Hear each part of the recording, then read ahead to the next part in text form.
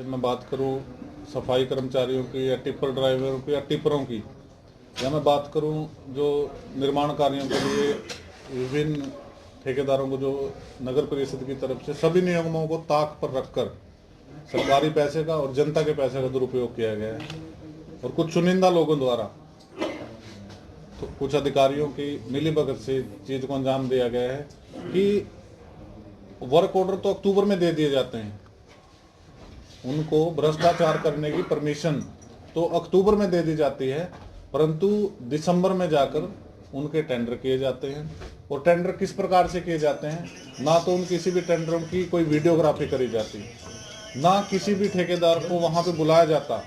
सिर्फ एक ही ठेकेदार होता है जिसको फायदा पहुंचाने के लिए काम किया जाता है। किसी भी प्रकार का कोई पर्ची से ड्रा या कोई ऑनलाइन एडवर्टाइजमेंट कुछ उस चीज की नहीं की जाती। सभी नियमों को ताक पर रखकर करोड़ों रुपए का जो ये घोटाला है, एक ब्रह्मानंद कोऑपरेटिव लिमिटेड सोसाइटी, मैं फिर से दोहराऊंगा, ब्रह्मानंद कोऑपरेटिव लिमिटेड सोसाइटी, इसको ये टेंडर दिए जाते हैं, जबकि नगर परिषद जींद द्वारा और हमारे पड़ोस में ही लाडवा नगर पालिका द्वारा इनके ऊपर विभिन्न धाराओं के तहत 420, 467, 468 अन्य कुछ धाराओं के तहत भी इनके ऊपर मुकदमे दर्ज हैं,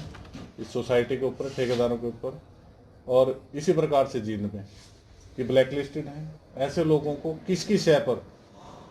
आप सरकारी इस पैसे का दुरुपयोग करने की सर्टिफिकेट प्रदान कर रहे हैं? कौन सी ऐसी ताकत है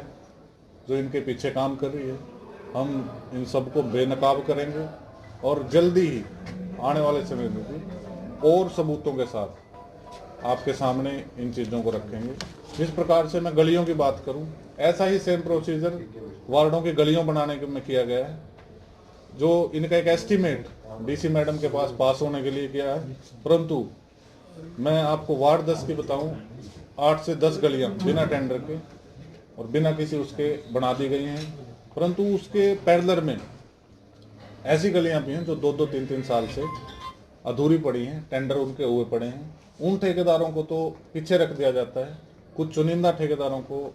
अपने ये सारे नियम और जो ब्लैक लिस्टेड हो चुके हैं उनको फायदा पहुंचाने के लिए काम किए जाते हैं। आपकी गठबंधन की सरकार है, गठबंधन की सरकार में जीरो कर्मचारियों ने और ठेकेदार ने, परंतु मैं भी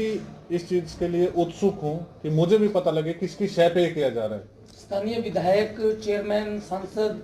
जनप्रतिनिधि भी हैं, आप उन लोगों से बात करेंगे? बिल्कुल इस बारे में बात करेंगे। मैं नगर परिषद के चेयरमैन से भी इस बारे में बात करूंगा। बात करने के बाद पुनः आपके माध्यम से आपके सामने जो भी वो इसका जवाब देंगे, मैं उनसे जल्दी टाइम लेके इस बारे में प्रूफ के साथ उनसे बात करूंगा और फिर जो भी उनका इस पे पक्ष होगा उस पक्ष पे या तो वो मेरे पैरेलल खड़े होके इन लोगों के खिलाफ, इन अधिकारियों के खिलाफ कार्रवाई करें। अगर कहीं उनको शय देने का काम किया तो हम उनके खिलाफ भी सड़कों पर उतरकर इस चीज का पूर्ण रूप से विरोध करें। तो क्या लगता है आपको, हाउस की मीटिंग में एमएलए साहब भी मौजूद थे और चेयरमैन मैडम भी मौजूद थे, जब उन्होंने उस समय नहीं सुनी, अब सुनी जाएगी? क्या लगता है? देखिए, सुनना ना सुनना वो उनकी मानसिकता पे डिपेंड करता है, परंतु हमने कुरुक्षेत्र के लोगों की सुननी है और सरकार की तरफ से जो बजट लोगों की सफाई के लिए, लोगों की सड़कों के लिए दिया गया था,